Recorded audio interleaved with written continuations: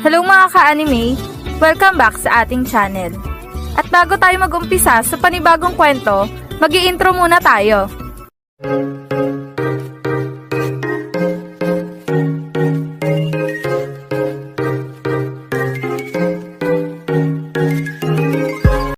Bago natin simulan ang panibagong kwento ng International League, gusto ko lang sanang humingi ng pabor sa inyo na sana tulungan niyo akong i-post ang video na to.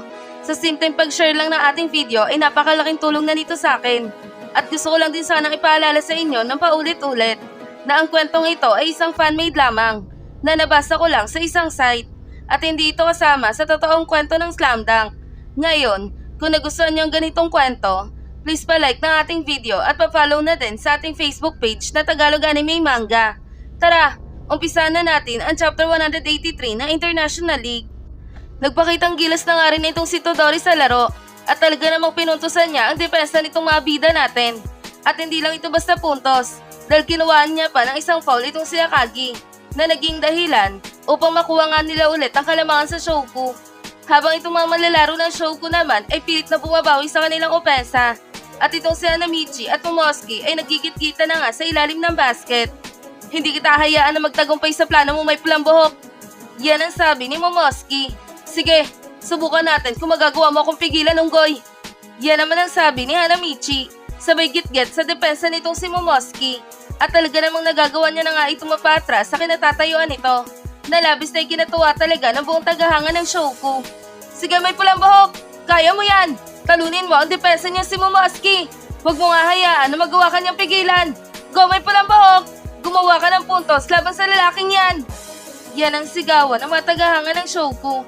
At itong coach ng Dream Team ay hindi talaga makapaniwala dahil nagagawang gibay ni Hanamichi ang depensa nitong si Momosuke. Ano? Nagawa niya mapatras itong si Momosuke sa ilalim ng basket? Ang lakas din pala talaga na may pulang buhok na to. Kakaiba ka talaga. Hindi ko inaasahan na mapapaatras mo ng ganyan ang malalaro ko. Yan ang sabi ng coach ng Dream Team sa kanyang sarili. Habang itong si Hanamichi naman ay patuloy lang sa pagbangga sa depensa nitong si Momosuke. At nang medyo nakakita na itong si Hanamichi na magandang pwesto, agad itong tumalon at takmang gagawa ng isang slam dunk. Ngunit, agad din naman itong sinabayan ni Akashi sa ere. At talaga namang pilit siya nitong pinipigilan sa binabalak niyang slam dunk. Hindi ka makakagawa ng puntos dito, may pulang buhok. Hindi kita hayaan na makapuntos sa amin. Hindi kayo magtatagumpay sa plano niyong pagkuha ng kalamangan sa amin. Ngayon, humanda kayo. Dahil papatalsagin ko ang bola mula sa kamay mo. Yan ang sabi ni Akashi na talaga namang malapit na ang kamay sa bolang hawak nitong si Hanamichi. Kayo ang nadali namin mga ungas. Ngayon, kumagat kayo sa aming plano. Tignan niyong mabuti kung paano gumalaw ang sangenyong katulad ko. Yan naman ang sabi ni Hanamichi. Sabay hugot sa bola at pasa pa kanan ng sobrang bilis. Papunta kay Rukawa. Nalabis na ikinagulat talaga ng buong malalaro ng Dream Team. Ano? Kay Rukawa? Yan ang sabi ni Todori. Patay! Hindi pwedeng malibre itong si Rukawa. Yan naman ang sabi ni Momosuke. Jintoki! Pigilan mo yung Rukawa na yan! Huwag mo nga hayaan na mapakawalan niya ang bola! Hindi pwedeng makapuntos siya dito! Yan ang sabi ng coach ng Dream Team. Hindi kita hayaan na makapuntos dito, Rukawa. Ngayon, humanda ka. Dala ko mismo ang babawi ng bola sa mga kamay mo. Yan naman ang sabi ni Jintoki. Sabay takbo na sobrang bilis papunta kay Rukawa. Nang biglang nagulat ulit ang buong malalaro ng Dream Team. Dahil na nga sa biglang nagnolok pa itong si Rukawa papunta sa kanyang kaliwa. Ano? Anong ibig sabihin nito? Isang fake? Hindi si Rukawa ang gagawa ng puntos? Yan ang sabi ni Akashi. Patay! Mukhang yung sniper nila totoong gagawa ng puntos. Nilinlang nila kami para malibre itong may number 14. Yan naman ang sabi ni Jintoki. Habang itong si Mitsui naman ay nagawa na makuha ang bola ay pinasa kanya ni Rukawa. At nangawak na ni Mitsui ang bola, hindi na ito nagaksaya pa ng oras. At agad itong tumalon at tumira ng isang napakasolid na tres. At dahil sa wala na nakasabay pa kay Mitsui, nalibre na ito at nagawa niyang maipasok ang kanyang tira sa kanilang basket. Na naging dahilan upang makuha muli nila ang kalamangan sa Dream Team. Nalabis na ikinamangha talaga ng buong manonood. Grabe! Ang husay ng mga malalaro na Shoku. Lalo na itong may number 14. Apat na sunod na tres na ang kanyang nagawa sa larong ito ah. Napakahusay na lalaking ito. Hindi ko inaasahan na ganito siya kahusay sa pagbitaw sa Rainbow Area. Ibang klase talaga. Biglang nagbago ang kanilang play ah. Talaga namang pinapahirapan na nila ang kupunan ng Dream Team. Yan ang usapan ng mga manonood. Habang itong si Todori naman ay namangha kay Hanamichi dahil na nga sa kakaibang pagkontrol nito sa kanyang isip Kakaiba to may number 10. Kung ako nasa posisyon niya at sinabayan ako nitong si Akashi, talaga namang gagawa ko ng paraan para makapuntos dito. Pero siya, hindi niya yun ginawa. Bagkos, mas pinili nito ang isang napakagandang play na naging dahilan upang makapuntos sila ng 3. Nakamangaka may pulang buhok. Yan ang sabi ni Todori sa kanyang sarili na talaga namang namangha kay Hanamichi. Ayos! Isang 3 na naman! Ahusay mo talaga, Michi boy! Yan ang sigaw ni Hanamichi. Nice play, Hanamichi! Ang ganda ng ginawa mo dun ah! At ikaw, Rukawa, nice trend dahil nagawa mong makuha ang atensyon nila na naging dahilan para malibre ako sa pagpuntos. Ang husay nyo. Ngayon, tayo na ulitan lamang sa kanila. Siguradong atin na ang laban na to. Yan naman ang sabi ni Mitsui na talaga namang natutuwa. Sa kabilang banda naman, hawak na ng Dream Team ang bola at tinadala na ito ni Jade papunta sa kanilang basket. Habang itong si Ryota naman ay agad siyang dinipensa ng maigpit.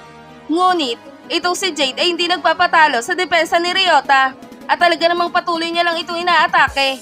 Nang bigla niyang hinawi ang kanan ni Ryota, sabay isang napakabilis na dribble at tuluyan na nga itong nakalusot sa ginagawang depensa sa kanya ni Ryota. Nakakaasar, nadaya ko na lalaking to ah. Yan ang sabi ni Ryota sa kanyang sarili na talaga namang naiwanan na ni Jade. At nang malapit na itong si Jade sa kanilang basket, agad din naman itong dinipensa ni Rukawa na maigpit. San ka pupunta, Jade? Akala mo makakalapit ka sa inyong basket? Pwes, diyan ka nagkakamali dahil malabong madala mo ang bolang yan sa basket ninyo. Yan ang sabi ni Rukawa, sabay dumipensa ng maigpit kay Jade. Habang itong si Jade naman ay biglang ngumiti sabay pasa ng bola papunta kay Todori.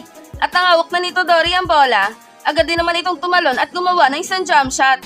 At sa pagkakataon na to, wala na nakasabay pa kay Todori. Kaya naman, nagawa nitong maipasok ang kanyang tira sa kanilang basket na naging dahilan upang maitabla na naman nila ang score sa Shouku. Nakakaasar, hindi ko napansin tong si Todori ah. Sa kanya pala ipapasa ang bola. Nakainis, nadali nila ako dun ah. Yan ang sabi ni Rukawa sa kanyang sarili. Habang itong si Todori naman ay biglang nilapitan itong si Rukawa.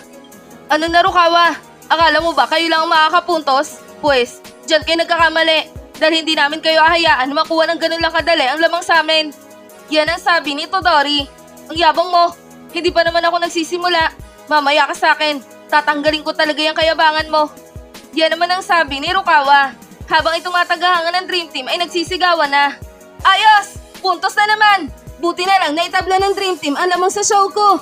Akala ko talaga magtutuloy-tuloy na ang Shouku sa pag-arangkada eh. Mabuti at pumasok itong si Todori at napigilan nila ang Shouku. Sige Dream Team, ipagpatuloy niyo lang yan. Huwag niyong hahayaan na maungusan kayo ng Shouku. Yan ang sigawan ng matagahangan ng Dream Team.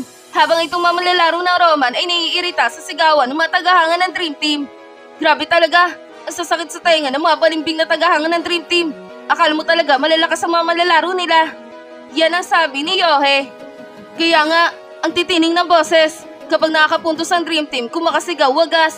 Pero kapag ang Shouku naman ang nakapuntos, akala mo dinudurog sila ng gusto. Mga kawawang fans ng Dream Team. Yan naman ang sabi ni Misai. Hayaan nyo na sila.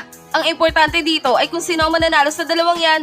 Pero sana naman ang Shouku magwagi dito. Dahil gusto ko mapanood ang laban ng aking pinsan sa finals. Yan naman ang sabi ni Harochi. At itong mga tropa ng Shouku ay talaga namang namamanga sa mga manlalaro ng Dream Team. Dahil na nga sa hindi pa rin magawang matuloy-tuloy ng Shouku ang pagrangkada sa laban. Grabe talaga. Kahit nagagawang pigilan ng Shouku itong si Jade sa pagdala ng bola, nakakita pa rin ito ng mga butas para mapagpasa. Ang husay niya talaga sa pagdala ng bola. Kaya pala sobrang laki ng tiwala ng Dream Team sa kanya kapag siya ang nagdadala ng bola. Dahil sa napakahusay nito sa paggawa ng play. Yan ang usapan ng mga tropa ng Shouku. Habang itong si Hanamichi naman ay biglang nilapitan itong si Mitsui. Michi boy, mainit ang kamay mo ngayon. Kaya naman, ihanda mo yung sarili mo dahil sa'yo namin lagi ipapasa ang bola. Dahil malaki ang tsansa na may pasok mo ito sa ating basket. Kaya naman, humanap ka ng magandang pwesto at kami naman hahanap para may paso sa'yo ang bola. Yan ang sabi ni Hanamichi kay Mitsui na bigla nagsalita itong si Akagi. Tama si Hanamichi. Mitsui, kukunin natin ang pagkakataon na to para makarami ka sa outside. At kami, ang bahala gumawa ng plano para may paso sa'yo ang bola. Kaya ihanda mo na yung sarili mo dahil magpapaulan ka talaga ng tres dito. Yan naman ang sabi ni Akagi. Salamat sa tiwala niyo mga kasama. At huwag kayo mag-alala dahil ako ang bahala sa tres. Tatambakan natin ang Dream Team sa laban na to. At tayo ang aabante para sa finals. Yan naman ang sabi ni Mitsui. At dito na nagtatapos ang Chapter 183 ng International League.